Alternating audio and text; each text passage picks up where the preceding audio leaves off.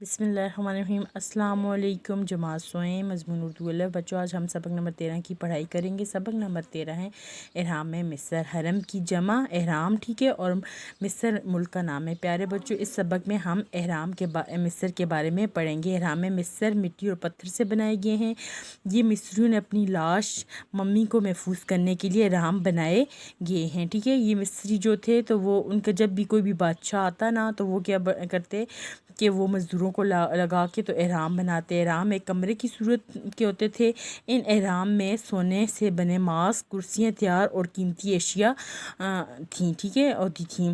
اور وہ جو تھے تو وہ کہتے تھے کہ جب ہم مر جائیں گے تو ہم اپنی لاش جو ہماری جو ہوگی میت وہاں جب رکھی جائے گی تو یہ ساری اشیاء بھی وہاں موجود ہوں۔ یہ دنیا کے مشہور عجائبات میں شامل ہیں، ٹھیک ہے۔ یہ احرام مصر آج بھی اپنی اصلی حالت میں محفوظ ہیں، اسی لیے یہ دنیا کے عجائبات میں شامل ہیں۔ اب جو ہے تو آپ نے اسلامیات کی بک میں فرعون کے بارے میں پڑھا ہوگا، نہیں پڑھا تو میں آپ کو بتا دیتی ہوں۔ فرعون ایک شخص تھا جو خدا سمجھتا تھا، خدائی دعویٰ کرتا تھا۔ تو پھر اللہ تعالیٰ نے اس کے دور میں ایک نبی بھیجے، حضرت موسیٰ علیہ السلام، ٹھیک ہے۔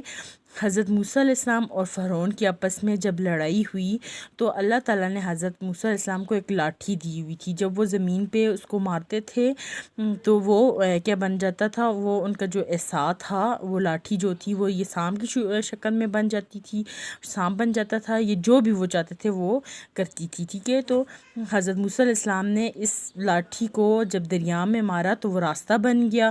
تو حضرت موسیٰ علیہ السلام اور ان کے جو ساتھی ہیں وہ تو گزر گئے، اور اسی راستے پر جب فرعون اور اس کے ساتھی اترے تو اللہ تعالیٰ نے دریا کو حکم دیا اور وہ دوبارہ جڑ گیا، اور فرعون اور اس کے ساتھی اس دریا میں غرق ہو گئے۔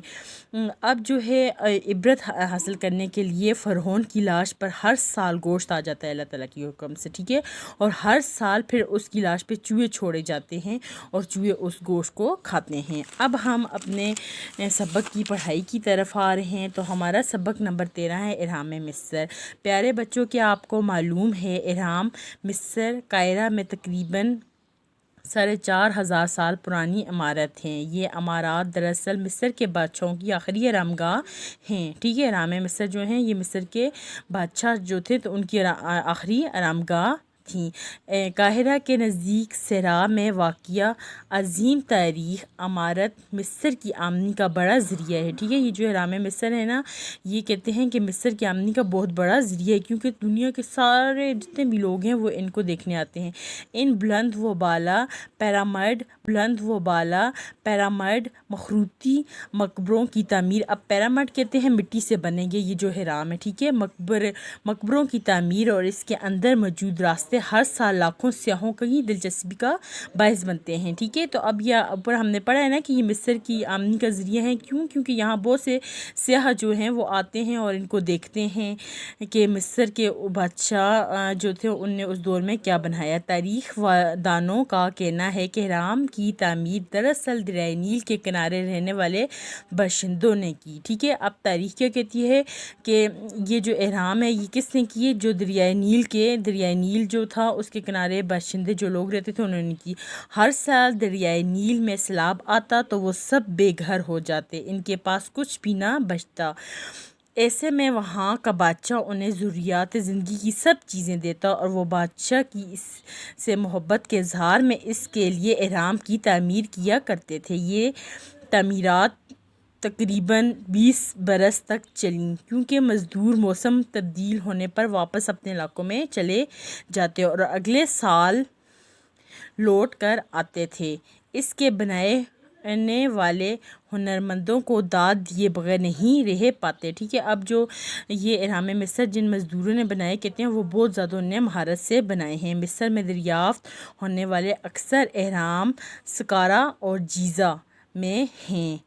کہا جاتا ہے کہ اس وقت کا ہر بادشاہ حکومت ملتے ہی اپنے حرم کی تعمیر کروانا شروع کر دیتا، لیکن یہ کام اس قدر لمبا ہوتا کہ بادشاہ کے مرنے پر بھی ادھورا رہ جاتا۔ بتایا جاتا ہے کہ بادشاہ چاہتے تھے کہ انہیں مرنے کے بعد اس طرح دفنایا جائے کہ ان کی لاش ہمیشہ محفوظ رہے، اسی لیے بادشاہوں کو مرنے کے بعد خاص طریقے سے پیٹیوں میں لپیٹ کر تابوت میں رکھا جاتا تھا، ٹھیک ہے، یہ سامنے آپ دیکھ رہے ہیں نا، تو ایسے ان کے تابوت بھی بنائے جاتے تھے، ان کے ساتھ ان کی دولت، ہیرے جواہرات بھی دفنائے جاتے تھے، جن میں بادشاہوں کے سونے سے بنے ماسک، ان کی کرسیاں، ہتھیار اور قیمتی نوادرات قیمتی اشیاء کو کہتے ہیں، ٹھیک ہے، شامل ہوتے تھے۔ وقت گزرنے کے ساتھ ساتھ ان قیمتی چیزوں کو چرانے کے لیے کئی چور ان احرام میں گھسنے لگے۔